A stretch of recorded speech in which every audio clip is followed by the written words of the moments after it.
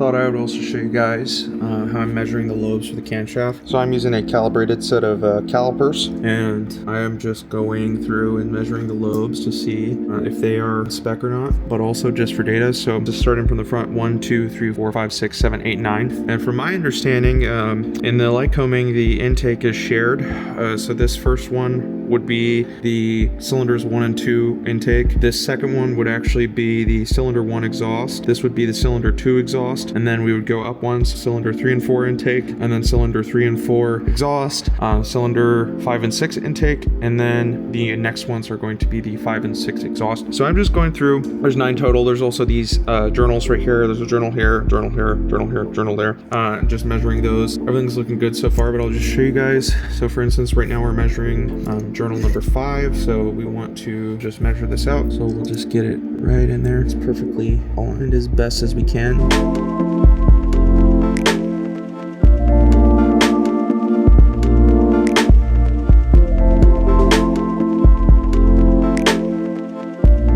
Okay, now we have all of our journals measured, all of our lobes measured, both the intake and exhaust lobes, and we've measured out the crank. So now we're done with our inspection in terms of measuring clearances. Everything looks to be within tolerances. And now we are going to do the magnetic inspection in probably another day, because it is getting pretty late and I've been sitting here quite a minute.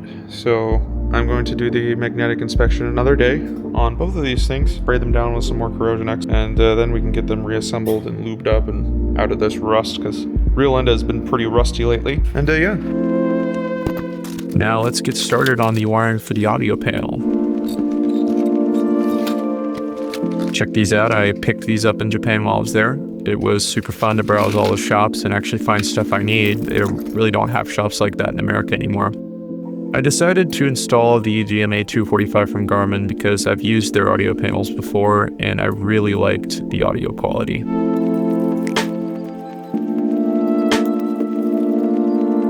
I'll be using shielded 3-conductor wire. You actually need to ground each shield only at the audio panel side, and these will be soldered onto the connectors. One for ground, one for the left audio, and one for the right audio. My previous installation was mono, not stereo, so unfortunately I couldn't reuse any of the wires. I had to do them from scratch. Here's the result.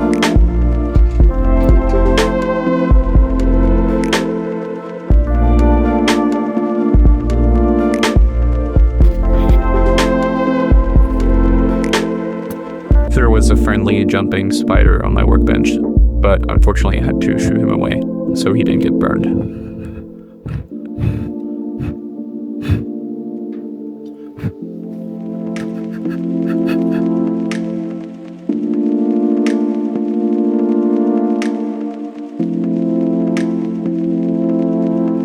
Here are the connectors for the GMA 245. A whole lot of pins, but just got to take it step by step.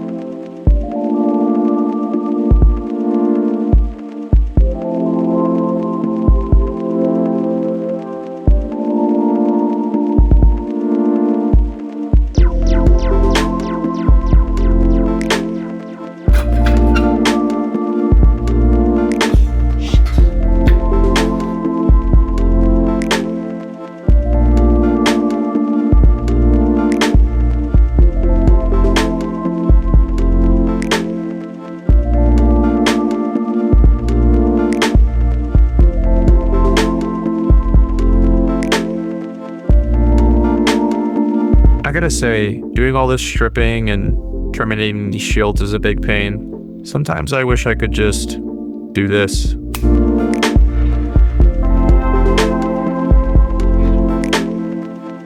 Thought I'd also show you guys a close-up of how to crimp these Garmin pins. After stripping and inserting, you should always check the hole to make sure it's visible. And after each crimp, be sure to pull it as hard as you can, because if it comes apart, it isn't a good crimp. Sometimes it is tricky to get these to go in. Sometimes it takes a couple tries and a lot of twisting.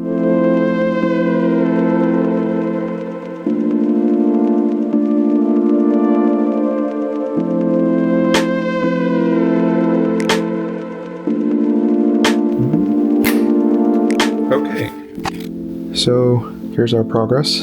I've gotten the headset mics, the headset audio, the headset mic keys, power, ground, and the CAN bus. And next, probably tomorrow or another day, we're going to wire up the alerts and a few other things. And I need to get a little bit more ring terminals, crimp terminals.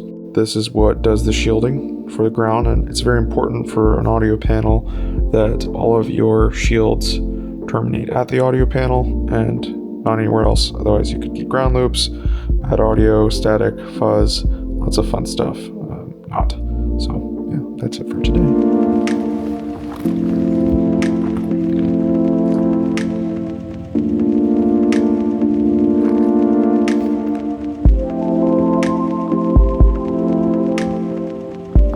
So today, I didn't really show you guys, but I decided to clean up the hangar just a tad, get a couple things out of the way, actually get my tools more organized, or at least more organized than they were. And I finally cleaned up my workbench, so it's not absolutely covered in crap. Everything's in boxes, so yeah. But what we're probably gonna do today, now that I've done, I also cleaned up the wings a little bit from all the crap, is get these two panels out. So the middle panel and the left panel, these need to come out. I also got a fancy wire labeler and finished getting this cleaned up. And now I want to get these panels removed because I need to, once I'm done removing them, I want to double check and triple check all my CAD measurements, and then I'm going to actually sit down and finish the panel design so I can send out the designs to be cut. And once I do that, I'm getting pretty close on finishing the wiring harnesses. In fact, by the time you're watching this video, I'll probably be done them. I might even have a video on them. So once I'm done that, the next step is to actually sit down and install things. There's only a couple things that I really need to do to change the existing wiring. I need to remove a couple of old avionics on the right hand side and make sure they're all labeled properly. And then I actually need to add a couple of pins to the GTN 650. It's going to map to the G3X to transfer map data. And I'm actually going to sell one of these G5s. So one of them is going to be sold, and then the other one's going to go on the right hand side for the co-pilot and as a backup for IFR. And then I'm actually going to put a G3X non-touch in here. I got a really good deal on a G3X non-touch. So the G3X is going to go here. The iPad mount is going to go there. But given that, there's probably going to need to be, first of all, the CAN bus that connects to these G5s will need to be probably rearranged. And I will also need to rearrange the pitot static and a couple other things. All these analog instruments you see are probably all coming out. The force meter, probably going to leave that in just for fun, but that's going to go on the right hand side, and everything else is going to come out. A lot of these are going to stay the same in terms of the setup. I might make this a little bit taller, but other than that, yeah, let's just get to work on removing the middle panel first. Actually, I might label some wires first on the right. I want to have those labeled a little bit better. Then we'll move the middle panel, then we'll remove this left panel, and yeah, let's just get to it and hope my knees don't crap out. So first thing I'm going to do is I want to check a couple of these because some of these aren't really labeled, and I want to see which of these are just grounding, because I'm going to put a new grounding bar in here. I'm going to remove this, and we're just going to label a couple of things, and yeah, we'll just do that right now.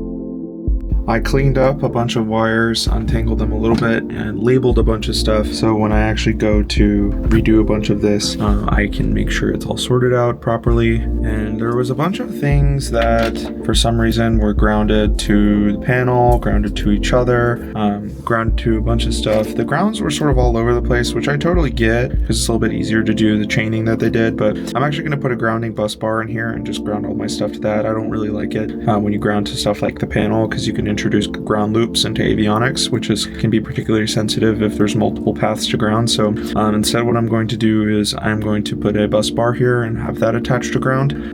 But now we're going to get started on removing this middle panel here. So let's just go ahead and do that.